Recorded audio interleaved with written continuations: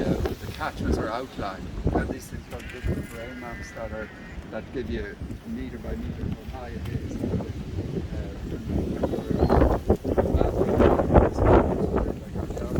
The old survey lines are just drawn. They don't go anywhere. They're not 37 big project back in the, I suppose it was in the 90s into the 2000s.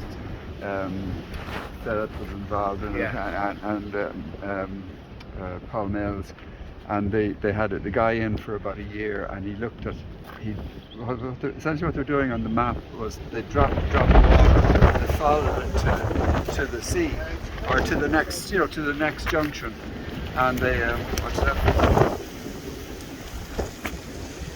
And then they corrected it for where the rivers actually were, and now you can look at the map and you can see how long each segment is, how high it is, where the midpoint is, and you can connect them all up. They all connect right from the top of the mountain right down to the sea. And at any point you can say how high, how far you are from the sea or whatever. And it's a really and so on the whole map there's 77,000 kilometers of river channel, and a lot of it most of it is only a metre or two. It's what they call first or second order streams. It's about 70% of that 77,000. So the EPA and the local authority monitoring covers about 13,000 kilometers of it. So this is big. This is fairly wide. This would probably be a third or fourth order at this stage. So it's quite big. But we would know from the map what the exact area of the catchment is coming to this point.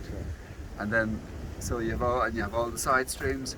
So you could go in, you could say, okay, I'll block these ones off, I'll block these ones off. Now there's smaller ones that are not on the 1 to 50,000, what we used to call the discovery map. That's the kind of base one. But there are drains like that kind of thing you see there.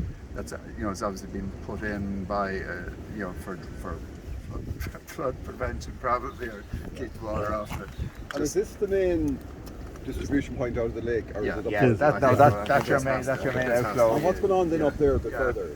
I'm not sure, because usually you would only have one, unless there's some artificial block you just put in. You'd normally only have one coming out, because that's the way water flows. No, I'll show you up further, because it gets really wet up there. Did someone say to me, it was used as an for water supply, wasn't it? I think, no? I don't think so. The last time I was here, I was just trying to think, somebody said to me something about a dam and water supply, maybe a young farmer. No, unless it was used for a group water scheme or something. I'm not aware of it. All right, certainly wasn't for town. Well, just to follow on from what Martin is saying, the big advantage that gives you is building scenarios. Because what you can do then is you can actually then look at different options. If you had, say, you had Eddie Burgess here representing the farmers and someone else yourself representing the community or whatever, you could look at different options, and then the model will change depending on which option you look at, and it'll give you a prediction in terms of what the consequences would be. And that makes it very real, because up to that you really had to more or less do your model and go and apply it before you knew what was going to happen next. So that's the big advantage that we have now, is that you can do that sort of thing. And certainly I've heard this idea, this biodiversity gain thing.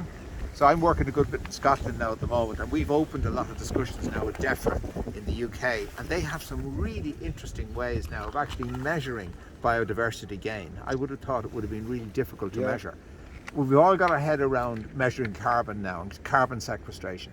How do you measure the actual biodiversity gain you would actually acquire if you flooded this land? And they're coming up with a method now of actually doing the biodiversity gain as well as the actual carbon gain. So they're measures against which then you would pay your farmer, because you need numbers in order to be able to pay your farmer. But the pieces are beginning to come together, and they are looking for pilot projects. And I think if communities such as your own here, if you're shovel ready, much better chance of actually getting a project on your river than there would be in a neighbouring river, So. Yeah. It's like everything. If you can measure it, yes, you can judge absolutely. these kind of intangibles. So what you're saying is you kind of let the rivers block up again.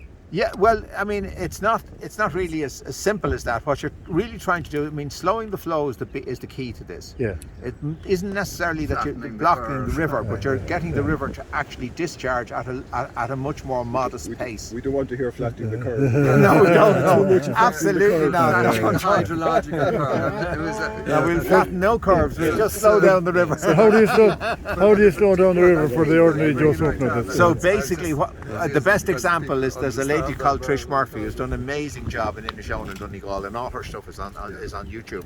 So what Trish did was they started with the really tiny streams. They would have started up there, and they started with the really tiny streams, as Martin was saying earlier, and putting in logs, reconnecting then sections where, say, peat had been taken out for small patches of forestry and so on. And they slowed down these first and second order streams before they ever hit the lake, so that you get a much longer discharge period. So you get a period over several months when the water's leaking out, not several weeks. And that makes a huge difference then in terms of what you get at the end of the even in a big apartment. rainstorm like that, a few hours would make a difference. So you get a more gradual flow then down into Westport and through the town. And it's all to do with the And it height has a lot of less the force. water in the end. So Lot less- having less force is really important, because I think it's important for people to realise that every cubic metre of water is a tonne. And a cubic metre of water, when you put it in a cubic metre, is not actually a huge big size, And we measure but that it is per a tonne. second. And you get that tonne moving at a certain gradient, and the power that's in that is enormous. So the idea of slowing the flow is that you're reducing the impact as well. It's not just the height, but it's also the impact. You know? Sorry, I'm sorry.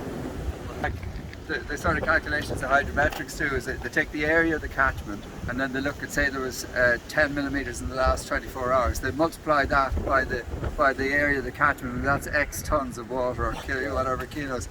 And depending on the time of the year, it'll all go down really fast. If it's after April, when the trees are out, you'll see it just, the same amount of rain won't have the same effect. It just goes off a cliff because of the evapotranspiration. But in the winter, there's nothing to stop it. If you have 1 million tons of water overnight, it's going to come down in the next 24 hours or less even. You know, most of it is in Ireland anyway, 24 hours, that's it, it's gone. Well, there's such a runoff. Yeah. Absolutely, yeah. And so that's slowing that down is really... And obviously then you have the link in then with which we're all familiar with now. You have the link in now with these very strong rainfall events. So not alone is your tonnage of water in a situation where it's coming at you faster, but it's coming at you in much greater volume because you have these massive rain events. It's interesting, you only actually think of the height, but you never think of the power. No, you don't. Yeah. No, you don't. You don't. And the thing is, when people say it took out a bridge, when you think of the amount of force it needs to take a bridge out. We had an event now when I was working over in Burshule, I think it was 2009, and we had 2.5 inches of rain in 2 hours. Oh. And we lost 4 bridges and we had 3 landslides. But there was a youth hostel on the shores of Lough Fia, and I took the whole side out of the youth hostel. Now, luckily, they were just about to close it down, but took the whole side out of the youth hostel and dumped it into the little boat quay in Lough Fia. And I have a picture of our research vessel with just the back side of it sticking up out. Years back, the slurry tank collapsed. Remember that yet? I got my We knuckles did a bit of surveying for after that, but it was... commenting on that. Stuff like that.